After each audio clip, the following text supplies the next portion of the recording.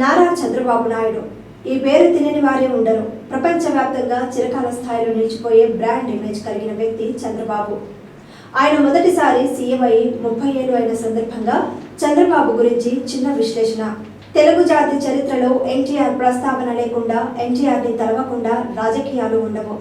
తెలుగువారి ఆరాధ్య దైవం ఎన్టీఆర్ మరణం తర్వాత ఆయన ఆశయాలకు అనుగుణంగా ఆయన అడుగుజాడలో నడుస్తూ నేటి భవిష్యత్ తరానికి భరోసా కల్పిస్తున్న నాయకుడు చంద్రబాబు. తెలుగు రాష్ట్రాలు సైబరాబాద్ అభివృద్ధిలో చంద్రబాబు పాత్ర భాగస్వామ్యం కాదనలేని నిరూపిత సత్యం. ఆయన ప్రస్తావన లేని సందర్భమే ఉండదు. అతను ఒకే ఒక్కడు. ఆ ఒక్కడి చుట్టూ రాజకీయాలు తిరుగుతుంటాయి. కలలో ఇలలో చంద్రబాబు చాలా మందికి కొరకరాని కొయ్య.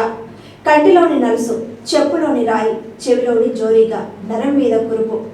అలా కొందరు భావించారు కాబట్టే ఆయన మీద పడి ఆనాటి నుంచి ఈనాటి వరకు ఒకటే బూతుల భాష, వేధింపు, వెక్కిరింత.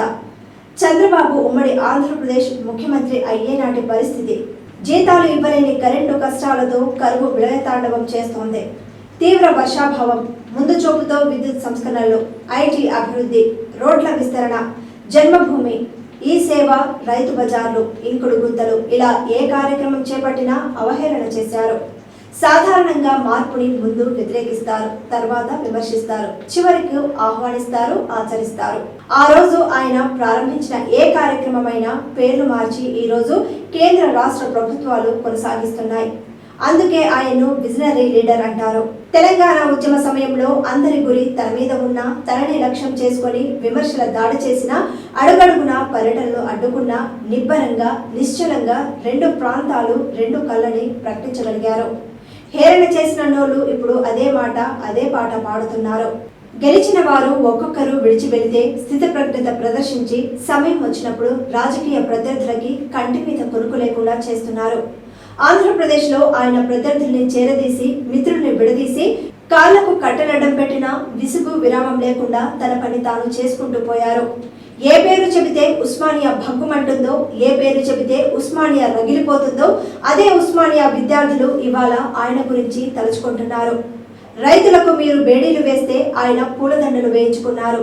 గిట్టుబాటు ధరలు ప్రకటించారు. నీరిచ్చాడు, కరువుని జయించాడు, రుణమాఫీ చేశాడు. ఒక ప్రాజెక్టు నిర్మాణానికి భూములిచ్చిన రైతుల్ని సంతృప్తి పరచలేక లాఠీలు విరగొట్టారు ఇతరులు. రాజధాని నిర్మాణానికి 1 రూపాయి ఖర్చు లేకుండా, 1 లాఠీ విరగకుండా రైతుల్ని ఒప్పించి మెప్పించి 33,000 ఎకరాలు సేకరించాడు. రాబోయే రోజుల్లో అమరావతిని ఒక గొప్ప మహారాజధానిగా తీర్చిదిద్దే గొప్ప స్వప్నికుడు చంద్రబాబు. సైకో జగన్ అధికారాన్ని అడ్డుపెట్టుకొని గత ప్రభుత్వంలో చంద్రబాబుని జైల్లో పెట్టినా కూడా ఎక్కడ బెదరకుండా ఇంకా రెట్టింపు ఉత్సాహంతో కూటమిని ఏర్పాటు చేసి, ప్రజా ప్రభుత్వం ఏర్పాటు చేసి జనరంజక పరిపాలన చేస్తున్న ధీరుడు చంద్రబాబు.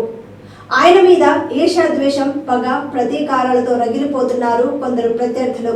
ఆయన రాగద్వేషాలకు అతీతంగా, దూషణ భూషణ తిరస్కారాలకు అతీతంగా తన పనిని తాను చేసుకుంటూ పోయాడు. ఆయన నిత్యం ప్రజల్లో ఉంటూనే ఉన్నారు. సమస్య కంటే ముందు పరిష్కారంతో ఎదురెళ్తున్నాడు. ఏ రోజు కూడా బాధ్యత మరిచి ఇంట్లో తొంగోలేదు. ఆయనకు ప్రజలే ముందు, జనము జలము ఆయన బలం. ఆయన తెలుగు రాష్ట్రాలకే కాదు దేశానికే ఆదర్శవంతమైన నాయకుడు.